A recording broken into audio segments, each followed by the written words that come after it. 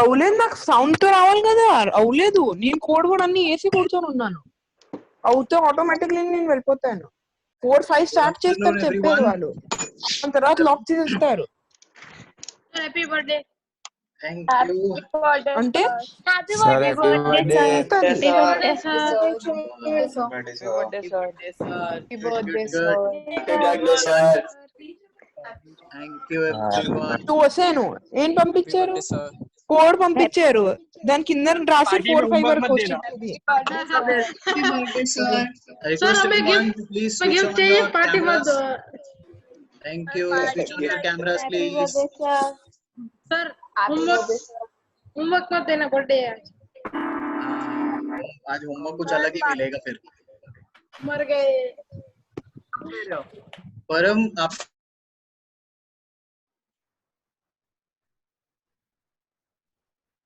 Ravi happy birthday. Thank you sir. मैंने बोला एक बार ही सबको म्यूट करके तेरे को बोल दूं, नहीं तो बच्चे हाँ, बोलने वो लगेंगे। ऐसा सबके वॉइस में आपका फिर आता नहीं मेरे पास. हाँ, बाकी जोरदार वीडियो बनाया है बच्चों ने तेरा, सखत। Congratulations, keep up the good work. Thank you. I am so happy for you. और सर इसके ऊपर हम बात करते हैं कॉल करके. क्वारंटीन बर्थडे कैसा हुआ अब तक का? जोरदार जा रहा है वैसे तो. और शाम को मस्त वाली पार्टी होगी ना फिर? नहीं नहीं नहीं, कोर इट्स नॉट अहमदाबाद. चलो, enjoy your day. Okay, Enjoy your day. thank you. Okay, so everyone, I hope so you all are ready with your textbook and notebooks. Okay. आज के दिन प्लीज आप लोग चैट बॉक्स पे अच्छे से message कीजिएगा. हैप्पी बर्थडे का नहीं, मैं जो भी रिप्लाई आपसे मांगू उसका, कि सब कुछ समझ में आ रहा है, Audible, each and everything. So starting with the very first question, text book and notebook के साथ रेडी हैं आप लोग? Please let me know in the chat box. Good, perfect.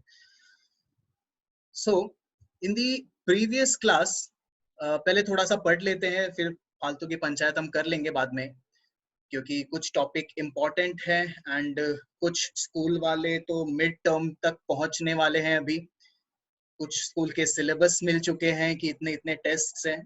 So will complete some of the sums first of all, and फिर उसके बाद will have some discussion. Okay, so in the previous class हमने परम, enough. Wishing is done. Get back to studies now. इसको मैं इधर ही बुला लेता हूँ, इसका भी बर्थडे आज बना ही देते हैं यहाँ पे. हाँ, उसको आज स्पेशल तुम्हारी तरफ से रिटर्न गिफ्ट दे दो रवि.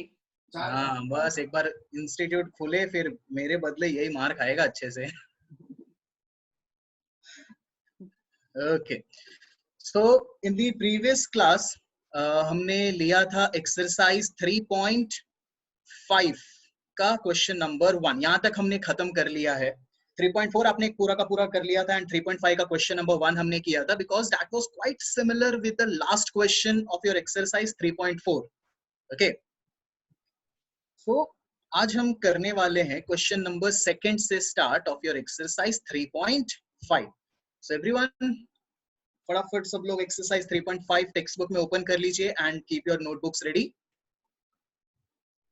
Rudra, stop yawning. घर के कंफर्ट से बहुत ज्यादा नींद आती है आप बच्चों को. Sorry Okay. मैम, वो फ्रेश मूड से पढ़ाई करो बेटा. चलो, सो इन द वर्ड प्रॉब्लम्स आपने बहुत सारे पैटर्न्स के बारे में देखा हुआ है. अगर मैं पैटर्न की कुछ डिस्कस करूं आपके साथ, तो सबसे पहले आपने देखा था सम ऑफ द डिजिट वाले क्वेश्चंस, जिसमें आप 10th प्लेस का अजम्पशन लेते थे, यूनिट प्लेस का अजम्पशन लेते थे. After that you have seen some of the sums based on age, जिसमें आप प्रेजेंट एज पे assumption लेते थे. फिर फ्रैक्शन वाले क्वेश्चंस देखे थे, numerator and denominator, and a different kind of variations in the word problems. You have already learned it. बस उसी के ऊपर का बेस्ड कुछ क्वेश्चंस अब वापस से रिपीट ही होने वाले. As you can see in the second question, everyone just read the question number 2. फिर उसके बाद हम करते हैं इसको solve. A fraction becomes 1 by 3 when 1 is subtracted from the numerator, and it becomes 1 by 4 when 8 is added to its numerator. चलो, word problems solve करने से पहले मैंने आपको 3 चीज बहुत अच्छे से ध्यान रखने के लिए बोली थी. सबसे पहले तो क्वेश्चन को रीड करते ही you should be clear about the pattern. In this question, as you can see, the question is based on the fraction part. Okay, fraction के ऊपर based question है ये. तो इसका assumption बहुत ही clearly specify किया गया था कि हम fraction में दो चीज होती है, numerator and denominator. Okay, तो हम उसी को assume कर लेंगे. This is the first part. Okay, assumption. Rest two part is your कि आप वर्ड प्रॉब्लम्स जो आपको दिए गए हैं उस पूरे के पूरे प्रॉब्लम स्टेटमेंट को दो पार्ट में डिवाइड करेंगे, first case and the second case. ठीक है, तो सबसे पहले हम फर्स्ट वाले पार्ट पे वर्कआउट करते हैं ऑन द अजम्पशन पार्ट. तो योर सेकंड वन, इसका अजम्पशन ले लेते हैं. So we are going to assume let the numerator be x, because fraction वाला क्वेश्चन है, दो चीजें होती है, numerator and denominator. So let the numerator be x. In the same way let the denominator, it will be considered as y. Numerator आ चुका है, denominator आ चुका है, सो आई कैन से देयरफॉर द फ्रैक्शन, तो आपका फ्रैक्शन बन जाएगा x upon y. Okay, this is the assumption part. Assumption done. अब चलते हैं वर्ड प्रॉब्लम को दो पार्ट में ब्रेक करने. सबसे फर्स्ट वाला case, a fraction becomes 1 by 3 when 1 is subtracted from the numerator. तो यहां तक था आपका पहला case. According to the question, first case को लेते हैं. फर्स्ट केस कहता है कि आपका फ्रैक्शन 1 by 3 बन जाएगा जब आप 1 सब्ट्रैक्ट करोगे फ्रॉम द न्यूमरेटर. आपका न्यूमरेटर है x, you are subtracting 1 from the numerator, denominator will remain as it is, तो आपका फ्रैक्शन बन जाता है 1 अपॉन 3. ओके, सिर्फ क्वेश्चन को रीड किया मैंने, जो चीज करने बोली थी उसी को हमने इक्वेशन के फॉर्म में कन्वर्ट कर दिया. अब इसको आप स्टैंडर्ड फॉर्म में ले सकते हैं. 3x minus 3 is equals to y. 3x minus y is equals to 3. This is your equation number 1. Okay, तो ये तो हो गया बात हमारे फर्स्ट केस की. अब चलते हैं सेकंड केस पे. Read the question further. It becomes 1 by 4 when 8 is added to its denominator. बहुत ही सिंपल सा स्टेटमेंट है कि आपका फ्रैक्शन 1 by 4 बन जाता है जब आप डिनोमिनेटर में 8 ऐड करो. यानी कि न्यूमरेटर के साथ कोई छेड़खानी नहीं करनी है. It will be x. In the denominator you are going to add 8, because they have mentioned कि आपको डिनोमिनेटर में 8 ऐड करना है. Then your fraction will become 1 by 4. Okay, so as simple as it. जितना स्टेटमेंट जो भी है उसी को आप सिर्फ इक्वेशन के फॉर्म में कन्वर्ट करो. Now you can convert it in the standard form. 4x is equals to y plus 8. 4x minus y is equals to 8. ये बन जाएगा आपका equation number 2. And once you get both the equations, फिर आप इसको बहुत ही easily solve कर सकते हो by the elimination method to get the value of x and y. एक बार x and y की वैल्यू आ गई यानी कि आपको मिल चुका है आपका fraction. Okay, note it down quickly. I hope so this question is clear. ऐसे फ्रैक्शन वाले क्वेश्चंस हमने बहुत किए हैं पहले भी.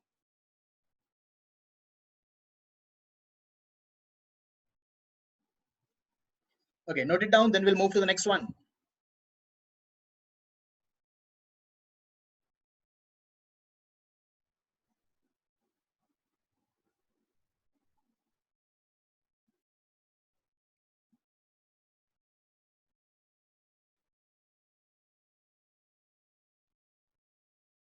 ओके, फ्रैक्शन बेस्ड क्वेश्चंस बहुत ही इजीली सॉल्व हो जाते हैं, पर अब जो 3 क्वेश्चंस आने वाले हैं आपके इस एक्सरसाइज में, they are very important. Okay, so एक एक करके बहुत ही इजी वे में उसको समझने की कोशिश करेंगे। Good good, I can see some of the students answers तक पहुंच गए हैं। Good, okay, so will move to the question number 3। Again as I said, word problem solve करने के 3 मेजर पॉइंट। सबसे पहले क्वेश्चन का पैटर्न समझो, फिर बाकी के 2 पॉइंट्स होते हैं first case and second case को सेपरेट करो। So read the question number 3। Yash scored 40 marks in a test, getting 3 marks for each right answers and losing 1 marks for each wrong answers. Had 4 marks been awarded for each correct answer and 2 marks been deducted for each incorrect, then Yash would have scored 50 marks. Okay. So एक बार पूरा का पूरा statement read करने से तो समझ आया ही नहीं, वो आपकी शक्ल से मुझे दिख रहा है बहुत अच्छे से। So to understand it, I'm going to take an example. बहुत ध्यान से सुनना इस एग्जाम्पल को, और इसका आंसर आप मुझे चैट बॉक्स में बताएंगे, ठीक है? So listen it very properly. I am taking a test, okay? एक मैं टेस्ट ले रहा हूं जिसमें 10 क्वेश्चंस है, बहुत ही ध्यान से सुनिएगा। I am going to conduct a test of 10 questions and the condition is, if you are going to give the correct answer, तो आपको मिलेंगे 3 marks. For each correct answer, you will get 3 marks, and for each incorrect answer, आपको मिलेगा -1, यानी कि 1 marks deduct हो जाएगा। ध्यान से सुनो। I'm going to conduct a test of 10 questions. Each correct answer will give you 3 marks. Each incorrect answer will give you -1. Now my question is, अगर कोई स्टूडेंट 7 क्वेश्चंस करेक्ट आंसर करता है और 3 क्वेश्चंस गलत आंसर करता है, तो उसके टोटल मार्क्स कितने हुए?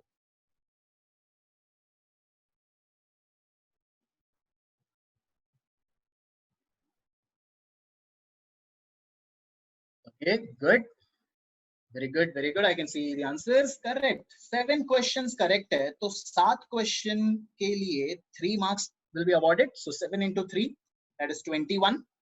पर उसने 3 क्वेश्चंस गलत आंसर किए हैं। 3 questions wrong, that means for every wrong answer you are going to get -1. 3 questions गलत है तो -3 हो जाएगा आपका। टोटल मार्क्स जो आपको मिला उसमें से -3 करेंगे तो 21 - 3 will give you 18, ठीक है? आई होप सो ये पैटर्न बहुत ही क्लियर हो चुका है आपको। 10 क्वेश्चन थे, करेक्ट आंसर के लिए 3 मार्क्स, इनकरेक्ट के लिए -1। 7 क्वेश्चन करेक्ट, 3 क्वेश्चन गलत, तो 7 क्वेश्चंस करेक्ट के लिए 7 into 3 21, 3 क्वेश्चंस रॉन्ग के लिए 3 into -1 दैट इज -3। दोनों को सब्ट्रैक्ट कर दिया तो ये मिल गया आपको आपका टोटल मार्क्स, ठीक है? इसी पैटर्न के ऊपर बेस्ड है आपका क्वेश्चन नंबर 3। अब रीड करो, यश को मिले हैं 40 मार्क्स। यश गॉट 40 मार्क्स टेस्ट में, जिसमें 3 marks for right answer and losing 1 marks for each wrong answer. तो हमें नहीं पता कि उसने कितने क्वेश्चंस करेक्ट आंसर किए हैं, कितने क्वेश्चंस गलत, तो हमारा अजम्पशन भी उसी के ऊपर बेस्ड होगा। Everyone just see on your screen, मैं अब यहाँ पे आपके सामने अजम्पशंस लिखने वाला हूँ, हमारा सबसे पहला part. So we will assume it like this, correct questions and wrong questions का अजम्पशन कर लेंगे। Let Third one, let the number of correct answers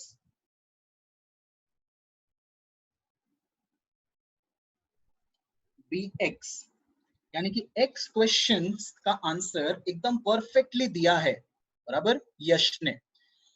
अब वैसे ही assumption हम ले लेंगे for incorrect answers. Let the number, starting part will remain same, let the number of incorrect answers will be y, okay? तो assumption हो गया। अब चलते हैं फर्स्ट केस पे। फर्स्ट केस कहता है कि 3 marks for each right answer and losing 1 marks for each wrong answer, तब मिले उसको 40 marks. टोटल मार्क्स मिले हैं उसे 40. 3 मार्क्स मिलते हैं करेक्ट आंसर के लिए. करेक्ट आंसर कितने दिए हैं उसने? x. So 3x for the correct answers and 1 marks will be deducted for wrong. तो रॉन्ग आंसर्स उसने दिए हैं y, तो माइनस y मार्क्स डिडक्ट हो जाएगा, तब जाके आएगा उसका total 40. This is your equation number 1. Okay, ऐसा ही सेकंड केस है. देखो ध्यान से, जिसको फर्स्ट केस एग्जैक्टली क्लियर नहीं हुआ है, सेकंड केस एक बार और अच्छे से सुनो. In the second case the question says, अगर 4 मार्क्स मिलते हैं करेक्ट आंसर के लिए and 2 marks been deducted for each incorrect, तो मार्क्स हुए टोटल 50. 50 मार्क्स हुए टोटल जब 4 मार्क्स मिलते हैं for correct and 2 marks deduct होते हैं फॉर इनकरेक्ट, यानी कि -2y is equals to 50. I can also simplify this equation, that is 2x minus y is equals to 25. ये बन गया आपका equation number 2. Okay, so I hope so the equation framing is bit easy now. सिर्फ आपको एक pattern याद रखना है कि करेक्ट आंसर यानी कि प्लस होगा और रॉन्ग आंसर यानी कि आप उतने मार्क्स को माइनस कर दोगे. ठीक है, note it down quick. Good Raghav.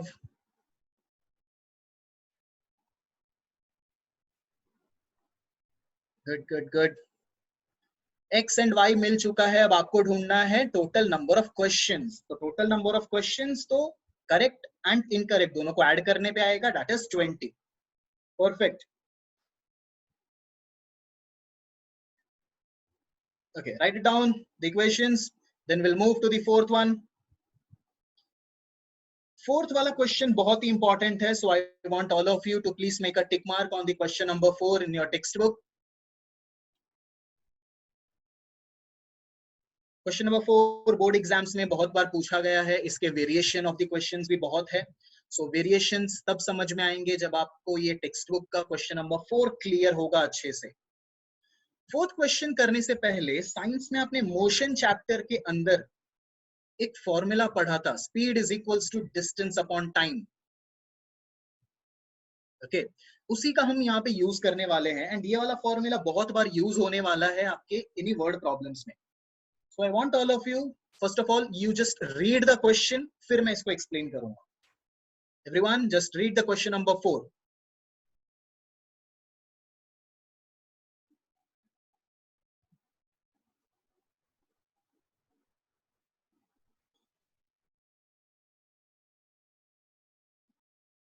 Okay. Question को 2 पार्ट में डिवाइड करेंगे, ठीक है. सबसे पहले रीड कर लेते हैं. Places A and B are 100 kilometre apart on a highway. चलो, तो 2 प्लेसेस हमें लेने हैं. ये है प्लेस A एंड ये है प्लेस B. ये दोनों प्लेस के बीच में जो डिस्टेंस है दैट इज 100 किलोमीटर.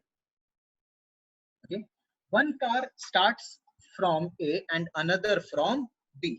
एक कार है पॉइंट A पे एंड दूसरी कार है पॉइंट B पे. दोनों कार सेम टाइम पे स्टार्ट हो रही है. Now condition is if the car travels in the same direction, car A भी इसी डायरेक्शन में जा रही है, कार B भी इसी डायरेक्शन में जा रही है, तब जाके सेम डायरेक्शन हुआ. Both the cars are moving in the same direction at different speeds. अब दोनों की स्पीड के बारे में मेंशन नहीं किया गया है, यानी कि यहां से आपको पता चल गया कि आपको अज्यूम क्या करना है. You will assume कि कार A की स्पीड आप कुछ ले लोगे that is x kilometre per hour and for car B you are going to take the speed as y kilometre per hour. ठीक है, assumption आ चुका है. अब देखो सेम डायरेक्शन में जब वो लोग मूव करते हैं तो 5 घंटे में मिल गए. और सेकंड केस कहता है if they travel towards each other. Second case यानी कि A इस साइड और B इस साइड, तब जाके ईच अदर हुआ. दोनों कार अगर ऑपोजिट डायरेक्शन में मूव करती है then they are going to meet in 1 hour. Okay, चलो. सो 2 केसेस थे वो आपको क्लियर हो चुके हैं. पहला केस है जिसमें वो लोग सेम डायरेक्शन में मूव कर रहे हैं तो 5 घंटे लगते हैं उनको मिलने में. सेकंड केस है ऑपोजिट डायरेक्शन, तो वो लोग मिलते हैं आफ्टर 1 आवर, ठीक है। ओके, सो दो लोगों का एग्जाम्पल यहाँ पे दिया है, ए एंड बी। अब मैं इसको अजम्पशन पार्ट पे लेकर जाऊंगा, फिर मैं आपको कुछ क्वेश्चंस पूछूंगा तो मुझे बताना उसका answer. assumption will be based on the speed of A and B, so we'll assume let the speed of car A be x kilometer per hour. As a unit is very important, okay, so don't forget to write down the units. In the same way you will assume for the speed of car B, उसको हम ले लेते हैं y kilometer per hour. Clear with the assumption? Car A की speed मैंने ली है x, car B की स्पीड ली है मैंने y। अब चलो फर्स्ट केस को ध्यान से सुनो, बहुत ही अच्छे से समझना, बहुत इजी क्वेश्चन है, अगर आपको समझ में आ गया तो। Car A and B first case में सेम डायरेक्शन में जा रहे हैं, यानी कि कार ए भी इस साइड मूव कर रहा है एंड कार बी भी इसी साइड मूव कर रहा है, एक सेम टाइम पे चालू हुए दोनों, ठीक है। सेम डायरेक्शन में जब वो लोग मूव करते हैं तो 5 घंटे में मिल रहे हैं। अगर कार ए की स्पीड है x, तो 5 घंटे में कार ए कितना डिस्टेंस ट्रैवल करेगा? ध्यान से सुनो, कार ए की स्पीड है x किलोमीटर पर आवर, 1 घंटे में x किलोमीटर ट्रैवल करता है, तो 5 घंटे में कार ए कितना डिस्टेंस ट्रैवल करेगा? Please let me know in the chat box. Car A, correct, 5x kilometre distance will be traveled by car A in 5 hours. That is clear, all of you? So, first case को मैं यहाँ पे समझा रहा हूँ आपको, ध्यान से देखना, इसके बाद मैं प्रॉपरली इक्वेशन बनाने वाला हूँ, तो this is just for understanding purpose. In the first case, okay, so distance travelled by car A, मैं उसको शॉर्ट फॉर्म में लिख रहा हूँ, distance A as like this, DA, distance travelled by car A in 5 hours will be equal to 5x kilometre. वैसे ही for car B 5 घंटे में कितना डिस्टेंस ट्रैवल करेगा? फटाफट बताओ। 5y kilometre distance will be travelled by the car be in 5 hours। अब ध्यान से देखो, ये था कार ए, ये था कार बी, दोनों सेम डायरेक्शन में मूव कर रहे हैं, इस पॉइंट पर जाके वो लोग मीट कर रहे हैं, ठीक है। Let's name this point as C. Car A भी इसी डायरेक्शन में मूव कर रही है, कार बी भी इसी डायरेक्शन में मूव कर रही है, 5 घंटे के बाद वो लोग मीट करते हैं पॉइंट सी पे। तो कार ए ने AC डिस्टेंस ट्रैवल किया, कार बी ने BC डिस्टेंस ट्रैवल किया। As you can see it clearly, car A is going to travel AC, car B is going to travel BC। दोनों के distance travelled में फर्क कितना है? देखो, कार A 100 किलोमीटर ज्यादा ट्रैवल कर रहा है कार B से, car A AC distance travel करता है एंड कार B सिर्फ BC ट्रैवल कर रहा है। तो अगर मैं दोनों के डिस्टेंस को सब्ट्रैक्ट करूं तो मुझे 100 किलोमीटर मिल जाएगा। देखो यहाँ पे ध्यान से, distance traveled by car A minus distance traveled by car B will be equal to 100 according to the relation। Car A AC distance travel कर रहा है, car B BC distance travel कर रहा है, तो दोनों के डिस्टेंस ट्रैवल को जब आप सब्ट्रैक्ट करोगे तो कार A ने इतना डिस्टेंस ज्यादा ट्रैवल किया, दैट इज 100। सो उसको मैं ऐसे लिख सकता हूँ, distance travelled by car A minus distance travelled by car B is equals to 100। Car A 5 घंटे में 5x डिस्टेंस ट्रैवल कर रहा है, car B 5y is equals to 100। तो यहां पर इसको और अगर मैं सिंप्लीफाई करूं तो x minus y will be equal to 20, ये मिलेगा मुझे मेरा पहला इक्वेशन। आया समझ में? इसको मैं वापस एक्सप्लेन करने वाला हूं, बट अभी के लिए सिर्फ आप लोग इसको try to understand it. So first case same direction, तो दोनों का डिस्टेंस हमने सब्ट्रैक्ट कर दिया। अब चलते हैं सेकंड केस पे, ओके। इसको मैं वापस से अच्छे से लिखने वाला हूं, तो I am turning the page. देखो यहाँ पे ध्यान से, सेकंड केस जो था कि ये यहाँ पर है car A and here is your car B। The distance between both of them is 100 kilometer. In the second case, they are going to travel in the opposite directions. तो तो car A इस side and car B this side. मान लो after some time they are meeting at a point C, पर वो point अब बीच में कहीं पे होगा. कार ए ने इतना डिस्टेंस ट्रैवल किया, कार बी ने इतना डिस्टेंस ट्रैवल किया. They are travelling in the opposite direction. 1 घंटे के बाद वो लोग मिल रहे हैं पॉइंट सी पे. तो देखो ध्यान से, कार ए का distance travelled plus car B का डिस्टेंस ट्रैवल्ड, दोनों को जब आप ऐड करोगे तो आपको 100 किलोमीटर मिलना चाहिए, क्योंकि कार यहां से स्टार्ट कर रहा है, कार भी यहां से स्टार्ट कर रहा है, बीच में कहीं पे मिल रहे होंगे. So from this I can frame my second equation, that is distance traveled by car A plus distance traveled by car B is equals to 100. Okay. पर अब यहाँ पे ध्यान से सुनो, 1 ही घंटा लगता है उनको मिलने में, just 1 hour. तो कार A 1 घंटे में कितना डिस्टेंस ट्रैवल करेगा? Only X. Car B will travel just Y kilometer in 1 hour. So that is equals to 100. यहाँ पर से आ गया आपका सेकेंड इक्वेशन. है समझ में? अब मैं दोनों को समराइज कर रहा हूं यहाँ पे, बहुत ध्यान से देखना सबके सब स्क्रीन पे. इन द फर्स्ट केस था आपका सेम डायरेक्शन के लिए A B. So when they are traveling in the same direction, they are meeting at point C. Car A ने AC ट्रैवल किया, कार B ने BC डिस्टेंस ट्रैवल किया. दोनों distance travelled को जब आप सब्ट्रैक्ट करते हो तो आपको मिलता है 100. तो फर्स्ट केस के लिए distance travelled by car A minus distance travelled by car B is equals to 100. अब फर्स्ट केस में उन्हें लगते हैं 5 आवर्स, 5 घंटे, यानी कि कार A 5x ट्रैवल करेगा, car B 5y is equals to 100. Simplify कर दो तो x minus y is equals to 20. This is your equation 1. Second case को भी रिप्रेजेंट करते हैं यहाँ पे. सेकेंड केस में था कि both the cars are travelling now in opposite direction. So car A is traveling in this direction, car B is traveling in this direction. They are meeting at a point C over here in 1 hour. 1 ही घंटे में वो लोग मिल जाते हैं. So by adding both the equations, both the distance traveled dA plus dB is equals to 100. Car A x, car B y is equals to 100. This is your equation number 2. ठीक है? तो आपका इक्वेशन चेंज हो सकता है अगर मैं इस क्वेश्चन में टाइम चेंज कर दूं. बराबर. मान लो सेकंड केस में अगर मैं ले लूं कि 2 घंटे लगते हैं उनको मीट करने में, तो इक्वेशन होगा आपका 2x plus 2y is equals to 100.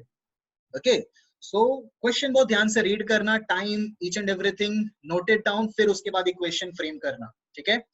चलो ये इक्वेशन नोट डाउन कर लो and after then you can solve this equation in your homework. Note it down quickly. Good. I can see some of the answers in the chat box. Good. आपकी speed बहुत ही अच्छी जा रही है. Keep practising more. Okay. इसके बाद हम चलने वाले हैं फिफ्थ वाले क्वेश्चन पे, और फिफ्थ वाले के बाद बहुत ही मस्त कंसेप्ट आने वाला है आपके लिए. Just note down the equations and इसको बहुत ही अच्छे से समझना क्वेश्चन नंबर 4 को, क्योंकि ये इंपॉर्टेंट है.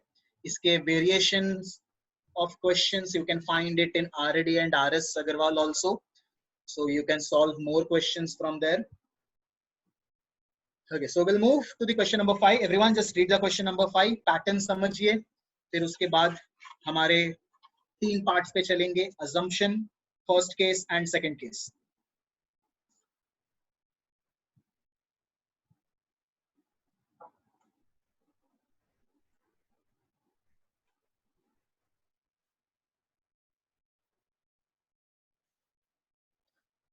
Okay, everyone, just read the question number 5. The area of a rectangle gets reduced by 9 square units. Rectangle के एरिया की बात हो रही है, ध्यान से देखो. अब rectangle का एरिया निकालने के लिए आपको 2 चीजें चाहिए होती है. One is length and another one is breadth. तो यहां से आपको आइडिया पता चल गया कि assumption आप क्या लोगे. ठीक है? अब आगे बढ़ो क्वेश्चन पे. If its length is reduced by 5 units and breadth is increased by 3, तो एरिया में ये चेंज हो रहे हैं. In the same way, for the second case also we can see some of the changes. So first of all, we'll start with the assumption part and then we'll move ahead with the first case and second case. Question number 5. The assumption will be, let the length of the rectangle be x units and the breadth of the rectangle be y units. Let the length of the rectangle be x units. Okay, again units बहुत important है लिखना. यहाँ पे metre centimetre नहीं दिया है. They have just mentioned units, so we are also going to write it as unit only. In the same way, let the breadth of the rectangle, we'll take it as y units. चलो assumption आ गया. Length आ चुका है, breadth आ चुका है. So what can you say about the area? अब area क्या होगा इस rectangle का? Yes, tell me.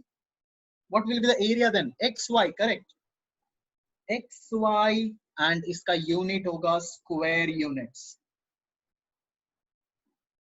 अगर rectangle का length है x, breadth है y, तो उसका area हो जाएगा XY square units. Correct. Now we'll move to the cases. पहला part आपका हो चुका है assumption. Now we'll move to the first case. According to the question, now read the first case. If its length is reduced by 5, यानी कि नया length क्या हो जाएगा x minus 5 units, क्योंकि हमने लेंथ को 5 कम कर दिया. In the same way, just have a look to the second part, that is breadth. Breadth is increased by 3 units. So your new breadth will be y plus 3 units. जो changes बोले हैं, just make out those necessary changes. Length is reduced by 5 units, so the new length is x minus 5. Breadth is increased by 3 units, so y plus 3. Okay, the area of a rectangle gets reduced by 9. अगर ये दो changes होते हैं तो आपका area 9 square units कम हो जाता है. तो देखो अब area क्या होगा इन दोनों के ऊपर से, x minus 5 into y plus 3, length into breadth. इसका जो आंसर आएगा वो ओरिजिनल एरिया से कितना कम, 9 square units. ठीक है. The new length and breadth will give you the new area. New area is 9 square unit less than the original. Original था xy, तो उसमें से आपने -9 कर दिया. अब आप देख सकते हैं कि ये दो वेरिएबल एक साथ है, और वैसा तो लीनियर इक्वेशन में आपको कभी देखने मिला ही नहीं है. But don't get panic over here. यहाँ पे आप देखो, जब आप इसको मल्टीप्लाई करोगे तो ये अपने आप कैंसिल होने वाला है. Just see over here. I'm multiplying this two brackets. So x into y, xy plus 3x minus 5y minus 15 is equals to xy minus 9. After multiplying, you can see दोनों side से xy तो cut जा रहा है. देखो बन गया आपका standard form. Can you convert it now in the standard form?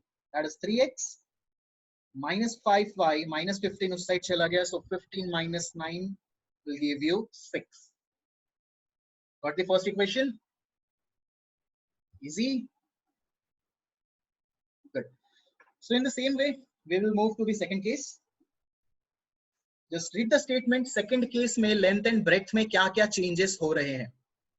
If we increase the length by 3 units, so the new length is x plus 3 units and breadth by 2 units.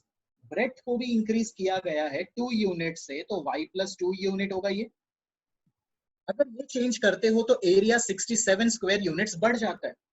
That means length into breadth is equals to original area से 67 square units ज्यादा. अब आप इसको multiply करके again xy cut and standard form में convert, वहां से मिल जाएगा आपको equation number 2. Okay, so just note it down, these two parts. I hope so. This is really easy for you. सिर्फ क्वेश्चन को समझो and you can easily frame the equations then. So here we are ending with the exercise 3.5. Note it down quickly. I'm giving you 1 minute. Then we'll start with a very interesting topic, that is upstream and downstream.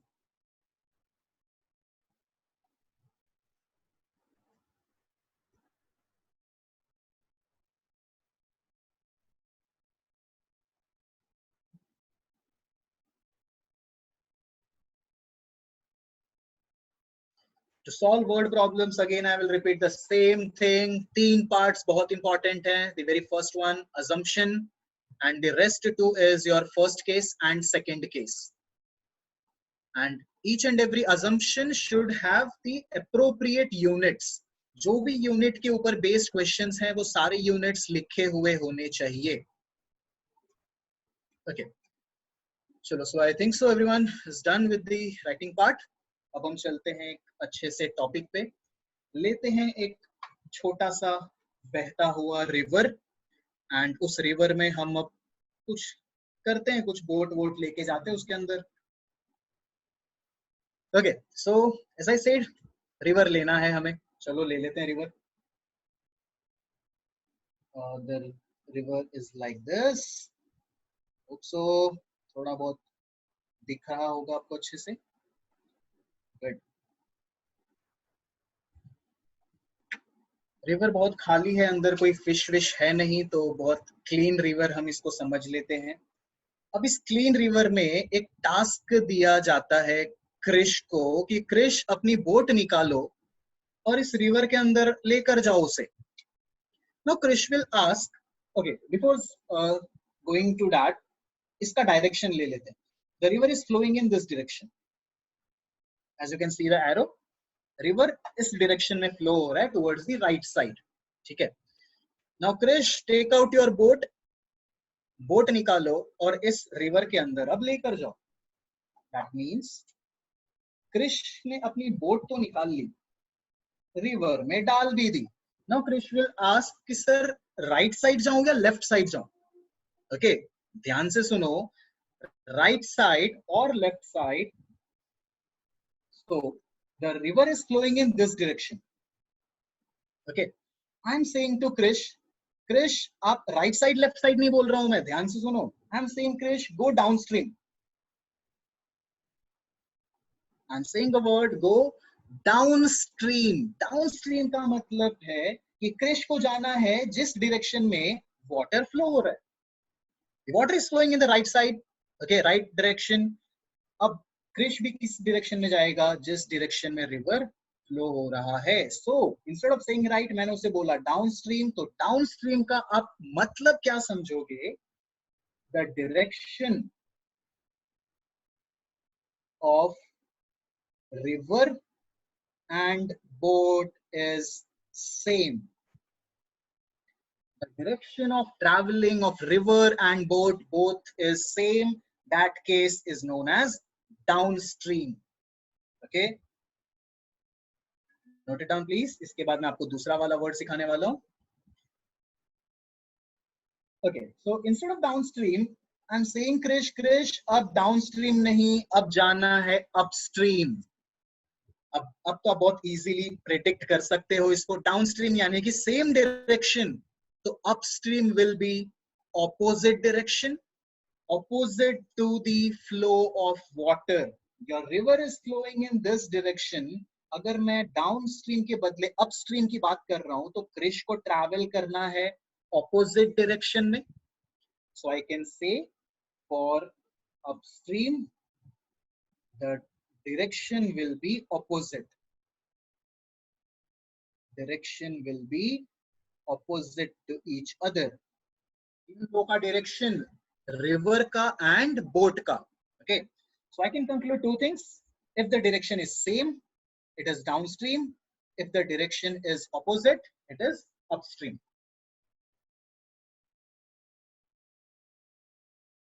Okay, good. इसको याद रखने का और भी एक तरीका मैं दिखाने वाला हूं, पर उससे पहले कुछ और अब मैथमेटिकल टर्म्स पे चलते हैं हम. मान लो कि रिवर की स्पीड है 5 kilometre per hour. The speed of the river is 5 kilometre per hour. मैं इसके अंदर कोई भी फ्लोटिंग ऑब्जेक्ट डाल रहा हूं. I am putting a floating object inside this river. तो 1 घंटे के बाद, let's take it as the floating object is a sponge ball. एक बॉल ले लेते हैं. आफ्टर 1 आवर ये बॉल कितना डिस्टेंस ट्रैवल कर चुका होगा? चैट बॉक्स में बताओ फटाफट. If the speed of the river is 5 kilometer per hour, I'm putting a sponge ball, floating ball inside this river, तो 1 घंटे में वो 5 किलोमीटर ट्रैवल करेगा, परफेक्ट। अब इसी को मैं बोट के टर्म्स में लेकर जा रहा हूँ, देखो ध्यान से।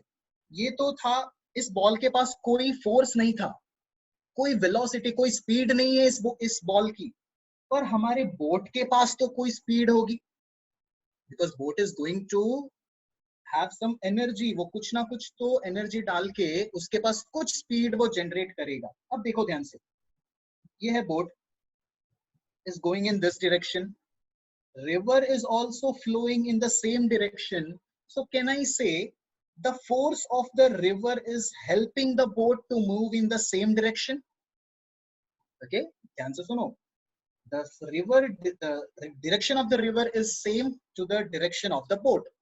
बोट की स्पीड ले लेते हैं 10 किलोमीटर पर आवर और रिवर की स्पीड है 5 kilometre per hour. So in this case I can say downstream के केस में river is helping the boat to move in the same direction. That means in 1 hour boat will travel a total of 15 kilometer. Okay, because the river is also helping the boat. Relative velocity का concept है, एकदम detail में तो मैं नहीं लेके जाऊंगा इसको, but just try to understand it. If the force is helping it, तो आप उनको ऐड कर दोगे। यहाँ पे बोट की स्पीड थी 10 किलोमीटर पर आवर, रिवर की स्पीड है 5, so in 1 hour the boat will travel 15 kilometer. Same case but not in the same direction, opposite direction. Boat की स्पीड वही है 10 किलोमीटर पर आवर, रिवर की speed है 5 kilometre per hour, but the direction is opposite. तो अब ये river जो help कर रहा था पहले केस में, now it will resist the boat to travel in the opposite direction. तो अब आप subtract करोगे, so in 1 hour 10 minus river की speed, so 5 kilometer will be the distance traveled in 1 hour by the boat. Okay, good. So these two concepts are really very important कि downstream में आप दोनों की स्पीड को add करोगे and in upstream you will subtract it. Clear? अब इसको याद रखने के लिए ग्रेविटी के टर्म्स में याद रखो, gravity is going to act downwards. तो अगर आपको मैं ग्रेविटी के ही डायरेक्शन में फेंकूं तो your speed plus gravity speed is going to get added up. In the same way अगर मैं आपको ऑपोजिट डायरेक्शन में फेंकूं तो वो सब्ट्रैक्शन की तरफ जाता है। सो उसी टर्म्स में आप इसको रिलेट करो। Downstream that means you need to add the speed, and upstream that means you need to subtract the speed. Addition and subtraction ये भी कैसे होने चाहिए, बोट का minus river, speed of boat minus speed of river. Okay, so note down the important topics. अब मैं आपको एक क्वेश्चन पे लेके जाता हूं और ऐसे क्वेश्चन पे अजम्पशन क्या करना है वो भी सीखेंगे हम। Write down the important topics which you have understood from this, that is downstream, upstream, फिर डाउनस्ट्रीम में बोट का रिजल्टेंट स्पीड क्या होगा एंड अपस्ट्रीम में बोट का रिजल्टेंट स्पीड क्या होगा। डाउनस्ट्रीम में you will add it and in upstream you will subtract it.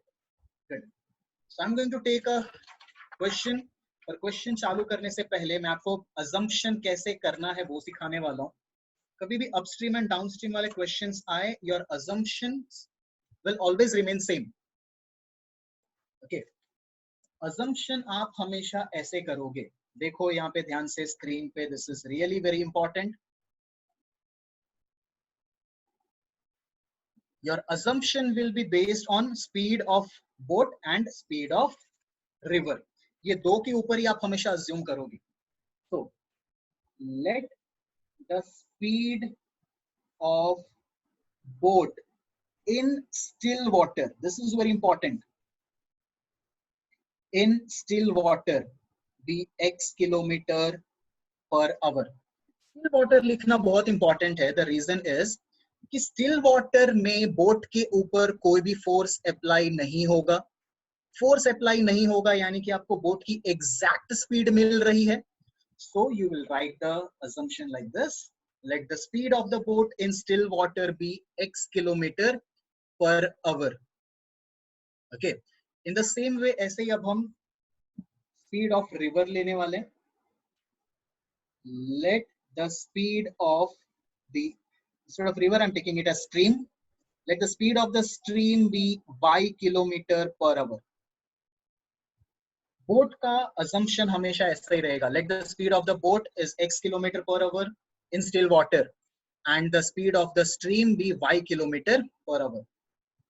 चलो, बोट एंड स्ट्रीम की स्पीड आ चुकी है.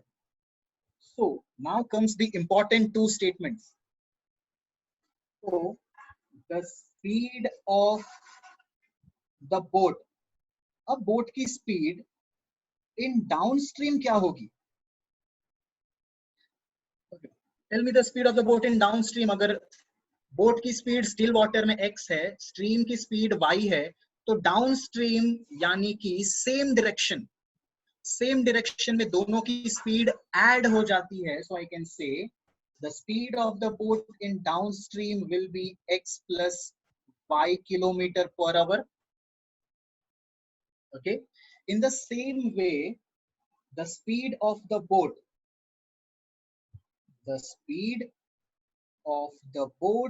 in upstream, that means you need to subtract it. Subtraction बहुत ध्यान से करना. बोट की स्पीड माइनस रिवर की स्पीड, बोट की स्पीड माइनस रिवर की speed, that is x minus y kilometer per hour is the speed of the boat in upstream.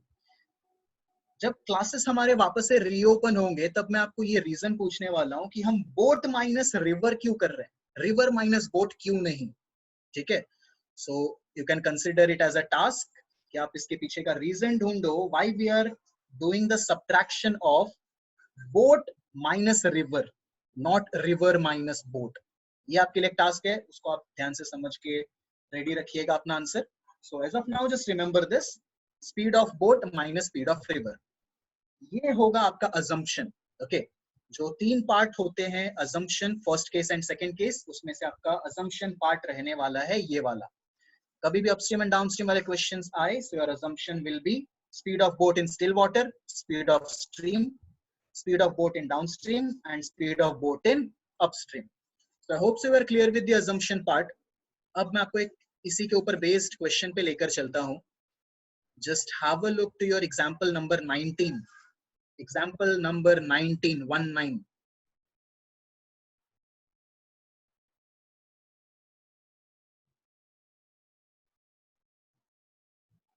Okay, read the question. A boat goes 30 km upstream and 44 km downstream in 10 hours. This is the first case. And second case is in 13 hours, it can go 40 km upstream and 55 km downstream. Determine the speed of the stream and that of the boat in still water. So as you can see, the question is based on the stream and river, stream and boat. So you can consider it as the question of upstream and downstream. तो आपके assumption कुछ ऐसे ही होंगे. सबसे पहला assumption, speed of boat in still water x kilometer per hour, speed of the stream y kilometer per hour. अब boat की speed downstream में होगी x प्लस वाई, बोट की स्पीड अपस्ट्रीम में हो जाएगी x minus y. Okay, good Salil. चलो, so अब हम चलते हैं फर्स्ट केस पे. Good. Now just look to the first case, फिर उसके बाद डिस्कशन करते हैं उस रीजन को. The first case is boat goes 30 kilometre upstream, 30 kilometre upstream, ऊपर का एरो यानी कि अपस्ट्रीम इंडिकेट कर रहा है यहाँ पे, and 44 kilometre downstream, 44 kilometre downstream. ये दोनों जर्नी कवर करने में it took 10 hours, टोटल 10 घंटे लगे हैं. ओके, सो इसको, इस पूरे के पूरे स्टेटमेंट को इक्वेशन के फॉर्म में I can write like this: distance travelled in upstream plus distance travelled in downstream. Sorry, distance नहीं, टाइम के ऊपर बेस्ड क्वेश्चन है ये, तो टाइम पे लेना पड़ेगा. Time taken to travel upstream plus time taken to travel downstream is 10 hours. Okay, question कहता है ऊपर जाने में अपस्ट्रीम एंड डाउनस्ट्रीम जाने में टोटल 10 आवर्स लगे हैं. So time taken to travel upstream plus time taken to travel downstream will be equal to 10. Now just remember the formula. Speed is equals to distance upon time. तो time क्या हो जाएगा? Distance upon speed. Okay. अब चलते हैं TU. TU that means time taken to travel upstream. TU will be equal to distance traveled in upstream plus speed of the boat in upstream. तो upstream में total distance कितना travel किया है? 30 at a speed of x minus y. तो ये आ गया tu का value. In the same way you can write the value for td, distance travelled in downstream, that is 44 upon speed of the boat in downstream, that is x plus y is equals to 10. Okay, इस equation में मैंने किया कुछ नहीं है. आई have just substituted this formula, that is time is equals to distance upon speed. जब आप TU, that means time taken to travel upstream लोगे, so it will be distance traveled in upstream and speed of boat in upstream. In the same way, when you are taking TD, so distance traveled in downstream upon speed of the boat in downstream. Perfect. So I've just substituted this two formula in this relation and I've got the equation number 1. Clear? चलो second case देखते हैं तो और ज्यादा clarity आ जाएगी. Just look to the second case. Second case is it took 13 hours. अब 13 घंटे लग रहे हैं टोटल क्या करने में? 40 kilometre upstream and 55 kilometer downstream. Pay attention over here. 40 kilometer upstream and 55 kilometer downstream. तो ट्रैवल करने में टोटल लगते हैं 13 आवर्स. ठीक है. अब इक्वेशन जो आपका स्टेटमेंट है वो टाइम के ऊपर है, तो यहाँ पे इक्वेशन भी टाइम के ऊपर ही फ्रेम करूंगा. Look to this properly. Time taken to travel upstream plus time taken to travel downstream is equals to 13 hours. अब time होता है distance upon speed. Again, time is equals to distance upon speed. So time taken to travel upstream is distance traveled in upstream, that is 40. Speed of the boat in upstream, that is x minus y. Clear? In the same way, for downstream, it will be for 55 kilometer travel किया है downstream में, so I'm going to write 55 at a speed of x plus y is equals to 13. This is your equation number 2. Clear with the assumption part and the framing of equation. Now as you can see in both the equations, आपके variable denominator में है, तो आप आपके सबसे last वाले तरीके से solve करोगे reduced form, where you will assume 1 upon x minus y as a and 1 upon x plus y as b. Now I hope so आपको ये assumption करके solve करना तो easily आ जाएगा. Okay. So I want all of you to just write this entire pattern, कैसे इस पूरे के पूरे equation को frame किया जाता है and how we are going to represent in all the steps. Okay, everyone just note it down. This is the basic pattern of writing the statements in the case of upstream and downstream. मैंने सिर्फ equations तक दिया है and after the equation you can easily solve it by the reduced form, जो आप सबसे last वाले exercise में करते हो 3.6 में, जिसमें वेरिएबल डिनोमिनेटर में होता है.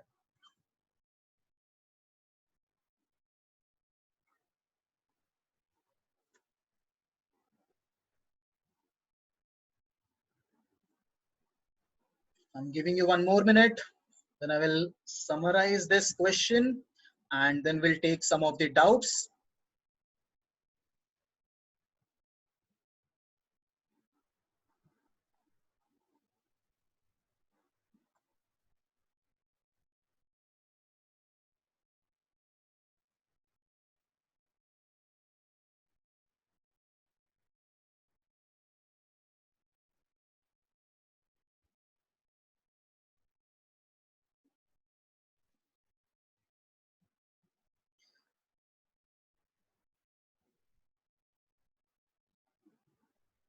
Okay, so everyone done with the writing part?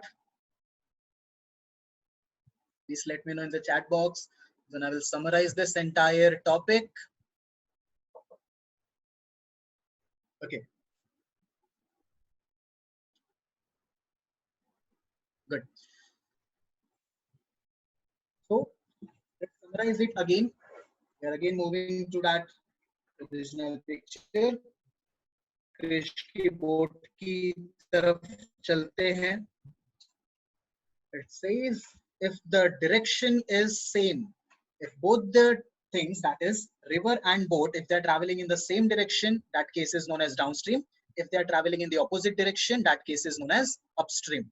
Now, the resultant speed of the boat in downstream will be the addition of both the speed, and in upstream, the resultant speed will be the subtraction of the speed of boat minus speed of river. So these four parts are very important to solve the case of upstream and downstream. I hope so you all are very much clear with such kind of questions. In the next class, we'll take some more question related to this topic, that is upstream and downstream, and we'll end up with the next exercise, that is exercise 3.6. Okay.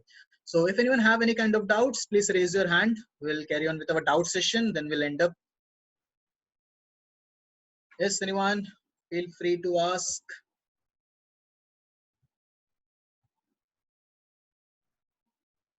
Yes, Priyansh. Just a minute. Unmute कर देते हैं सबको. Yes, Priyansh, what's your doubt? Sir मुझे last वाला question समझ नहीं आया. This upstream and downstream? Yes sir. क्या समझ नहीं आया इसमें? सर वो TU is equal to DUSU वो That is वाला. based on the formula speed is equals to distance upon time. देखो, speed is distance upon time, so I can say time is equals to distance upon speed. Yes. ठीक है? TU का मतलब है time taken to travel upstream. तो आप distance भी upstream का लोगे एंड स्पीड भी अपस्ट्रीम का ही लोगे. ठीक है? Okay. Whereas in TD, that is for downstream. अब जब केस डाउनस्ट्रीम का है, डिस्टेंस भी डाउनस्ट्रीम का होगा और स्पीड भी डाउनस्ट्रीम का होगा. That is distance traveled in downstream on speed of the boat in downstream. ये सिर्फ एक जनरलाइज करके मैंने एक फॉर्मेट आपके लिए डिफाइन किया है ताकि आप कंफ्यूज ना हो. Okay, by this you can easily frame your equation. Okay, Priyank, just try to understand it. फिर उसके बाद कुछ डाउट हो तो please let me know. Sir मेरा वो लास्ट वाला क्वेश्चन बाकी है लिखना, वो लिख लूं. ठीक है, थोड़ा सा बाकी. आप या तो स्क्रीनशॉट ही ले लीजिए इसका. Next doubt, anyone else?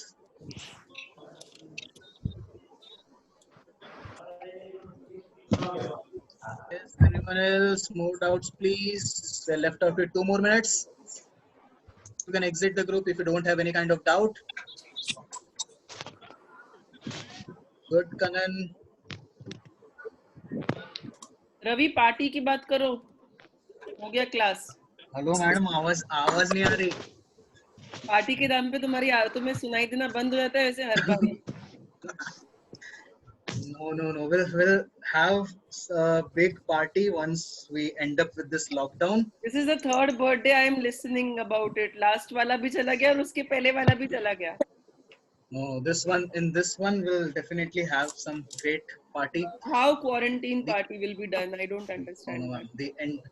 अरे स्पेशली रवि जयंती सेलिब्रेट हो रहा है. देखो सब घर पे बैठे. It's a dry day. किसी को भी रवि जयंती नहीं चाहिए. तुम एक मस्त डिस्क कहीं बुक करो और डीजे भी अच्छा सा बुलाओ और सब बच्चों को और हम सबको इनवाइट करो वहाँ पे. Sure, we'll definitely arrange. आ जाओ, सब आ जाओ ग्रुप में. पार्टी. सब कुछ तुम्हारा ये परम ऑर्गेनाइज कर देगा. हाँ, मेरी तरफ से अच्छे से मारेंगे पार्टी में तो. Okay, so thank you all of you for your kind wishes. यही वर्ड प्रॉब्लम्स का होमवर्क का ग्रुप में कर दो ना ऐड इस Yes, yes. Put a message in the group, but everyone just listen it again. The homework is 3.5 exercise word problem and this example of upstream and downstream. Sir आज Again, तो आज तो रहने दो सर वही नहीं आज जैसे होमवर्क के लिए कुछ नहीं, इनफैक्ट आपको सर को बर्थडे पे डबल होमवर्क करके देना चाहिए गिफ्ट में। नहीं okay.